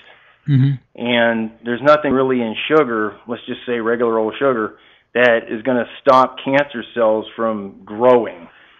In other words, they're looking remember, they grow or they divide at a rapid pace much greater than our normal cells. And they're always going to be looking for the easiest thing to help them grow. And that's, of course, are the simple sugars. And that is so important. Excuse me, Dr. Berger. For those of you just tuning in, we are speaking with Robert Berger, Ph.D., the editor-in-chief of Nutricula magazine. Dr. Berger just made the strong statement that processed sugars feed the growth of cancerous tumors. Now, is that information known by the average physician? It probably is. But it's not really a major point. It does seem like a major point. The average physician, I think, should know that, eating candy bars and simple sugars are probably not very good for you to begin with. It causes a lot of problems. You end up utilizing that energy and storing a lot of other energy for fat. So, under general rules, it's not the greatest thing in the world. It's not saying that you can't have a candy bar or you can't, do something to live your life. But what it's saying is to start looking at that stuff and start analyzing what you're eating, because what you're eating is very important when you're dealing with these type of metabolic diseases. Because when I use the word metabolic disease, mm-hmm. that's what it's all about. It's all about metabolism. And you don't want to ever feed cancer cells. You don't want to support them, because those things do support them, and you want to do things that will hurt them, and things that will not do them any good. A perfect example are like certain vegetables. We always talk about broccoli. Mm-hmm. Why is broccoli good for you? Yes, it's good for you for many reasons. It's got great vitamins and minerals in there. It also has a ingredient called indole 3-carbinol or diindole methane, which is indole 3-carbinol turns into that in the body. And I3C, which we'll call it, is in very small amounts in broccoli, but if you eat enough broccoli, you're getting enough. But then they also have I3C, of course. We know a lot about that as far as a supplement and as an extract. And what indole 3-carbinol does, it's especially good for anything that's estrogen-driven cancers, because when your body metabolizes estrogens, it can go a number of different ways. It can go to the bad estrogen metabolites that can actually stimulate cancer cells of, let's say, the breast or the uterus or the cervix, or it can go to the benign metabolites that don't do that at all. And I3C actually blocks the bad pathway. So it induces your own body to start producing more benign metabolites that don't feed these cancer cells.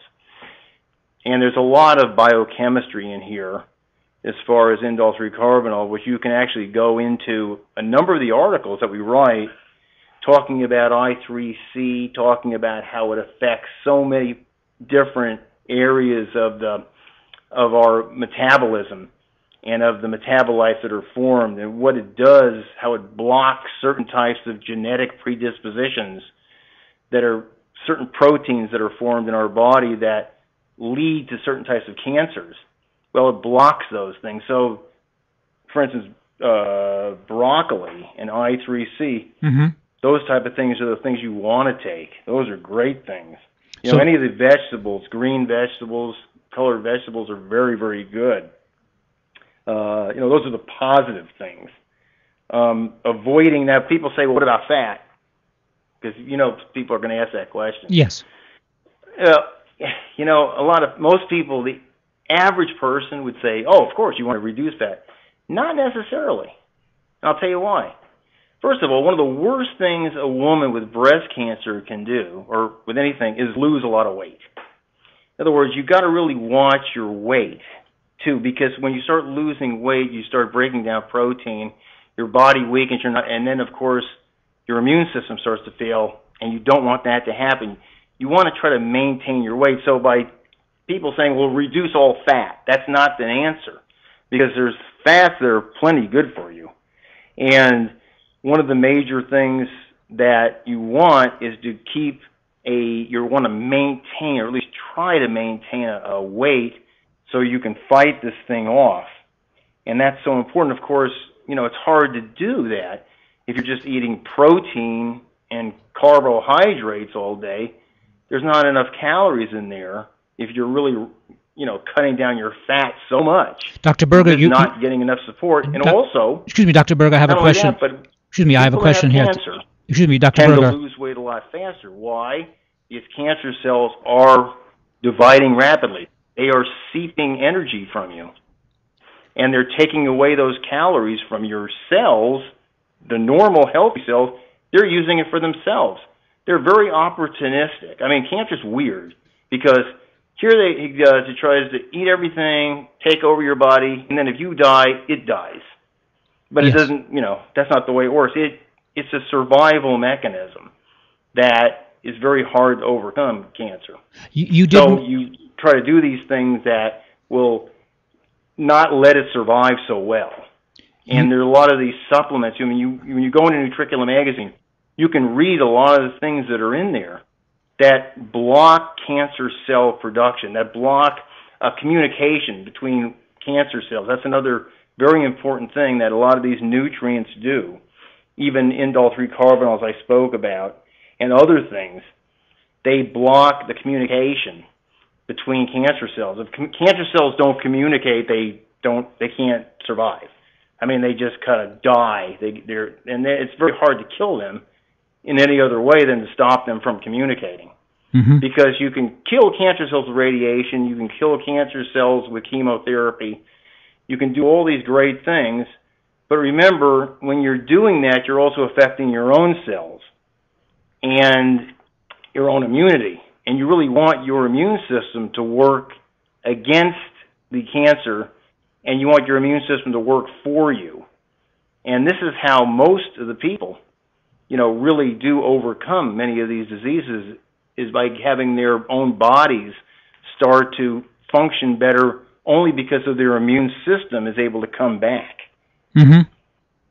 We're chatting with Dr. Robert Berger, Ph.D., editor-in-chief of Nutriculum magazine. Dr. Berger, are there specific types of protein that you prefer to recommend for the cancer patient? For example, is fish a good recommendation? Absolutely, because fish has omega-3s. And you can read, you know, our next issue is going to be about diabetes and that kind of thing, and there's going to be information about omega-3s. But there's also some great information in this month's issue about, you know, the breast cancer epidemic, you know, how omega-3 fatty acids and fish oils and things like that are very, very good. And those are the type of things in fish, you know, even though you have you don't have the same amount or type of protein as you would in red meat and things like that, it still has a lot of other things in there that are very beneficial. Once again, the omega-3, those type of things that are very, very effective. And there's so much research on omega-3 for, you know, with cancers and many different diseases. And of course, they always tell people not to eat certain types of red meat and things like that. But I think, that has been kind of overdone a little bit. I mean, you shouldn't be out there eating a lot of things with preservatives and things like that, because a lot of these preservatives have chemicals in there that also initiate or, they kind of weaken your body. Could you be specific on those chemicals to avoid, or those foods to avoid? Well, things like, I hate to cut down any food, believe me, but any of the, the prepared foods that, like the bacons and the already prepared things that have a lot of preservatives in there, cold cuts.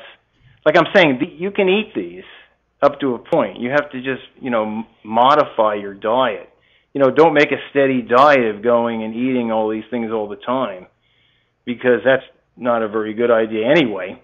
But they have a lot of preservatives in there. They also have a lot of other ingredients in there that can support certain things that cancer cells use. And when I say cancer cells use, I don't mean that necessarily that the cancer cells always use it for their own good. They actually use it to actually hurt the healthy cells, because these preservatives and these toxins, they can turn into the body into different things. And many times what the cancer cells do to protect themselves, see, people a lot of times don't realize cancer cells have their own protection system. This is how they get immune to a lot of different chemotherapeutic drugs and things like that, is they can produce their own chemicals that can actually destroy cells, and many times they will produce metabolites that will actually cause preservatives and other things that are in the body that you brought in to change and be toxic. I mean, cancer cells and tumors are very smart. Their whole, reason to survive is to survive. That's it. Yes. And they'll do anything to do that, and they will bypass, and they will use anything against you. In the article that I wrote, I talked about, you have to keep your own immune system up, you have to eat right, you have to take in things that aren't going to support cancer cells. And, anything that is going to support them, either by helping them grow or divide faster, or hurting the normal cells, or reducing your own immunity, they're going to do that because they're very opportunistic. Yes. And I use the analogy of a middle linebacker on a team getting injured. He's out of the game. They bring in a second stringer who has no experience. What does the other team do? They start running up the middle a lot, and that's exactly what cancer cells do. Yes, that's exactly what they do. For those of you just tuning in to Here's to Your Health today, we're speaking with Robert Berger, Ph.D., the editor-in-chief of Nutricula magazine, and the special October issue is devoted to cancer, to breast cancer, as it's National Breast Cancer Awareness Month. Now, you've mentioned fish is a good idea, maybe some meats, but not luncheon meats, and things that are heavily preserved would not be the best idea. Is there a problem, or is it okay to use dairy products? Personally, I think it's okay. A lot of people would disagree with me, because I'll tell you why. In dairy products, once again, limited, you can do that because, number one, you're getting the calories, which you need. Yes. And you're getting a very, very high quality, for the most part, a high quality protein. In other words, a high biological value. And so that's important, because if you have to limit your protein, let's say you're nauseous because you're doing chemotherapy or something, or radiation. Yes. Or you're just nauseous to begin with. Many times these things don't exactly appeal to you. So you want to always get the highest quality protein you can, from eggs and milk and those type of things. Once again, you want to, modify everything. Don't overdo anything. Don't, stop everything. But you want to try to get a balanced diet along with, some of these great supplements that you see all the time, the omega-3s. and the indole-3 carbinols and resveratrol. I mean, there's so much information. Is resveratrol used for cancer patients successfully? Oh, many people are using that. If you go into the research, you know, they are showing a lot of very good results with resveratrol. Besides, of course, we know what it is, the anti-aging, of course, the anti-aging supplement. But one of the reasons, some of the mechanisms that resveratrol has are anti-cancer, believe it or not. I see. Even though you'd think an anti-aging molecule would help cancer. But people have to really understand that many of these nutraceuticals are specific for healthy cells, not mutated or aberrant or damaged cells. And many of these nutraceuticals look at cancer, thank God, and they recognize things like that as damaged cells, and they don't support them. And that's what's so great about a lot of these supplements that are out there and a lot of the foods. Another thing that I have to tell you, a thing that really people don't realize, how important it is to keep your stress reduced during these periods. I mean, it's easy to say, you know, don't have stress when you've just been diagnosed with breast cancer. Yeah, it seems like a very... But what I mean by that is yes, keep things away from you that are going to cause more stress. You know, you just have to, because stress, what it does is stress creates a lot of different hormones in your body that support cancer cells, actually. One of them, of course, is cortisol, because cortisol is produced in your body as a stress hormone.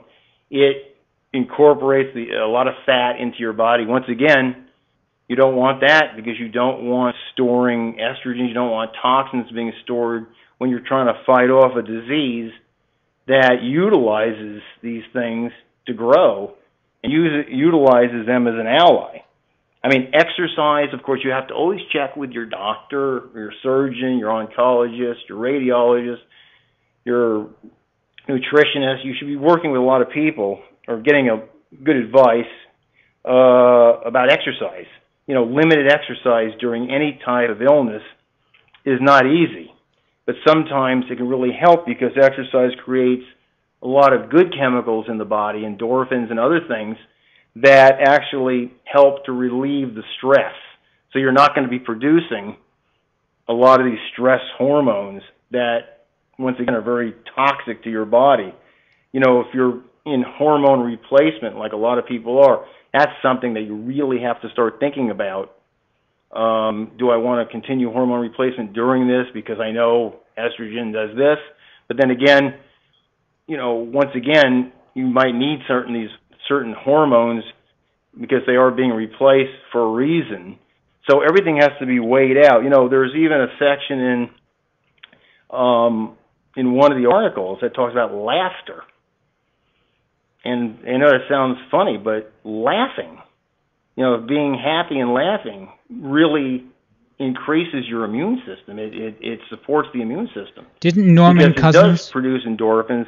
It does stop a lot of the stress reactions that your body has.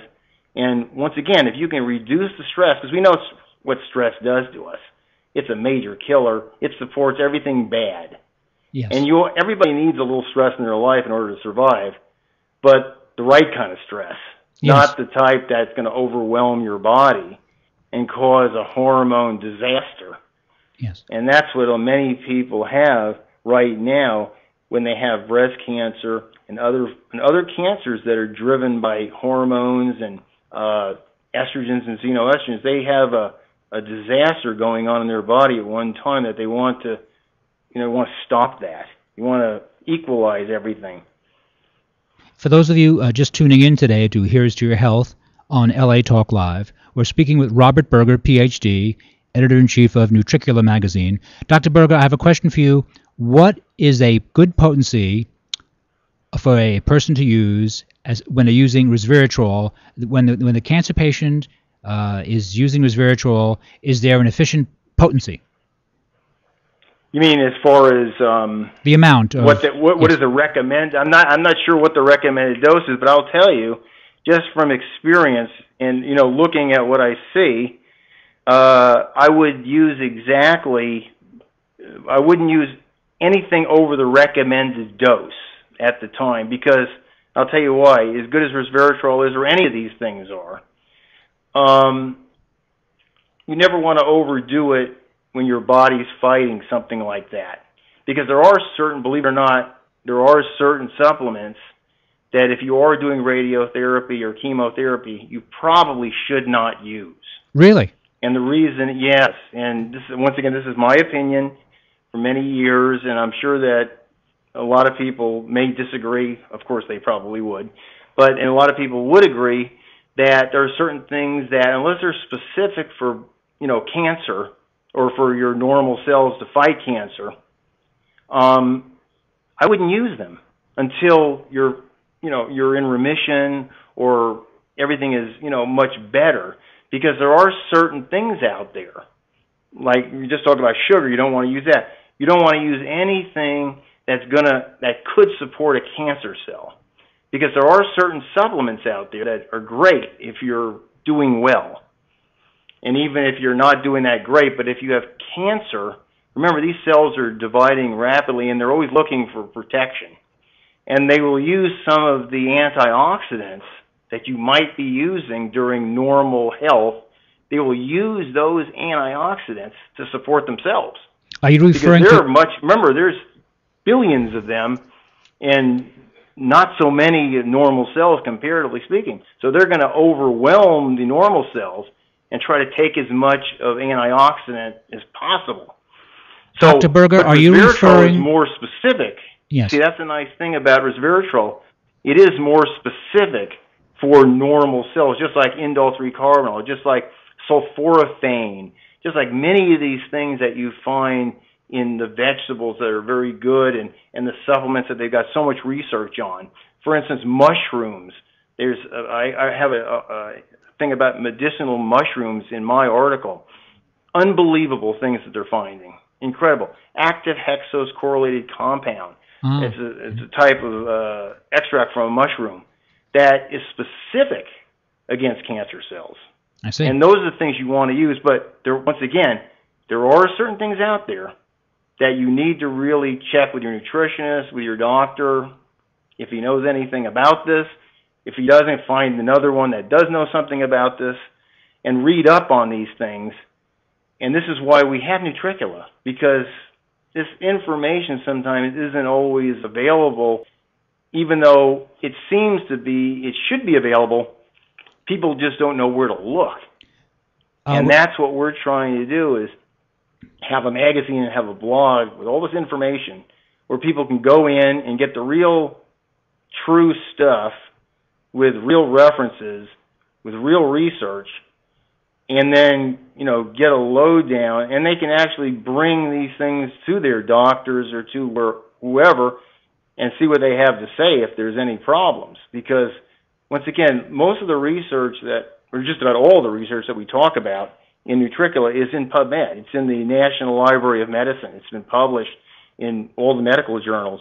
So it's published research for the most part, which is so important, that can be also, checked out and verified. Yes. Yes, we're speaking with Dr. Robert Berger, Ph.D., the editor-in-chief of Nutricula magazine. Dr. Berger, as we approach the end of the interview, what is your thinking of the use of vitamin C for the cancer patient? All right, here we go. Now, a lot of people are going to hate me, but I would not recommend vitamin C while you're fighting breast cancer. That's one of the antioxidants. It's a great product, no doubt. I mean, the Linus Pauling Institute.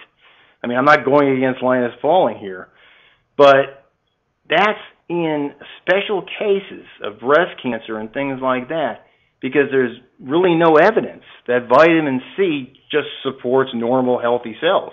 Vitamin C is an antioxidant.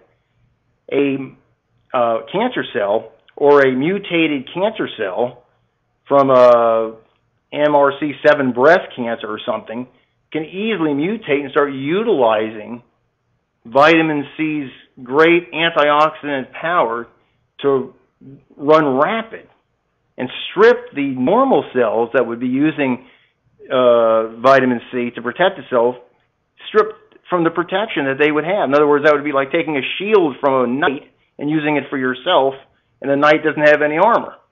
Mm-hmm. So these are the type of things you really have to be aware of.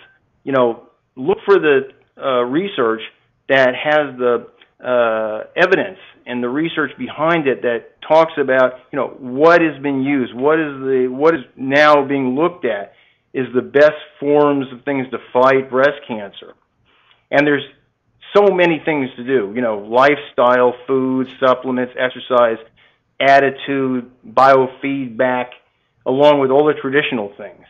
Because we definitely support complementary medicine. As a matter of fact, there's a really good article written by Dr. Acosta, who's from the University of Florida Shands Hospital, talking about obesity and cancer. And he talks about some of these things, and there's another great article about complementary medicine. So that is something that, you know, people can really, you know, look at this magazine, look at the information, and it'll lead you to other things, too. Well, thank you very much. Because it'll lead you to other sources of information that may really help you. Thank you. Thank you. We've been speaking with Dr. Robert Berger, Ph.D., who is the editor-in-chief of Nutricula Magazine. Nutricula Magazine is available online, and the October issue this year and last year is devoted to breast cancer, and I recommend that you read this excellent publication. I'd very much like to thank Dr. Berger for calling in from his offices in Florida. You're listening to Here's to Your Health on LA Talk Live. I'm your host, Joshua Lane. Thank you for tuning in.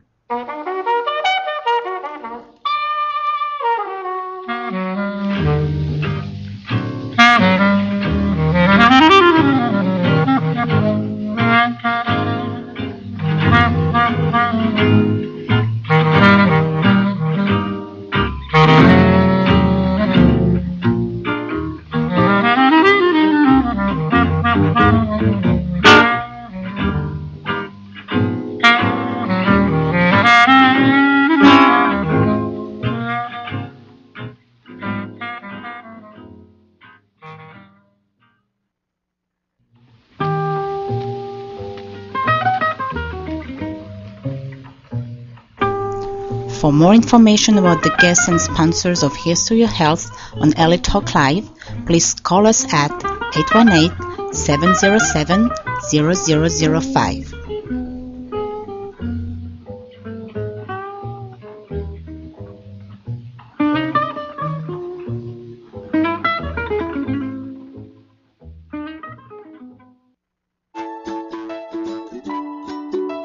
Bottled at the source since 1871, Mountain Valley Water is the deepest operating spring in America.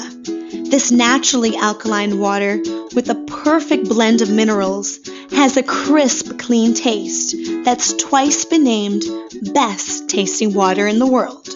Mountain Valley Water has been served in the White House for 13 presidents, but it's also served kings, including Elvis Presley, whose only requirement on tour was 2 6-packs of Mountain Valley Water.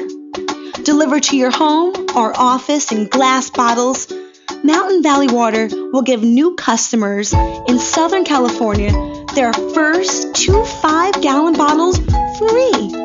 For more information, call 1-800-499-9982 or visit us online at www.mountainvalleywaterla.com.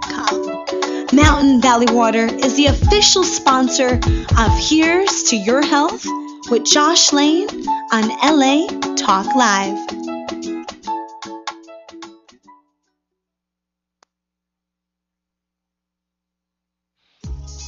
Walk, run, climb, play. Solgar number 7 can help. Feel the difference for yourself. Solgar number 7 actually shows improvement in joint comfort within 7 days. Now you can start to get back on track fast and pursue the activities you love. Solgar number 7 is a breakthrough in joint care with no glucosamine and no chondroitin. The advanced bioactives in Solgar number 7 help to increase flexibility, mobility, range of motion, and actually shows improvement within just 7 days. 1 capsule once a day is all you need. When stiff joints occasionally say no, Solgar number 7 says yes. Visit Solgar.com and learn more about Solgar number 7 today. That's www.solgar.com, www.solgar.com. Solgar number 7, official sponsors of Here's to Your Health with Josh Lane and LA Talk Live. We know there are many choices in internet radio, and the staff and host of LA Talk Live would like to thank you for choosing the internet's hottest destination for the most eclectic sound and invigorating talk. This is LA Talk Live. We are more than just talk.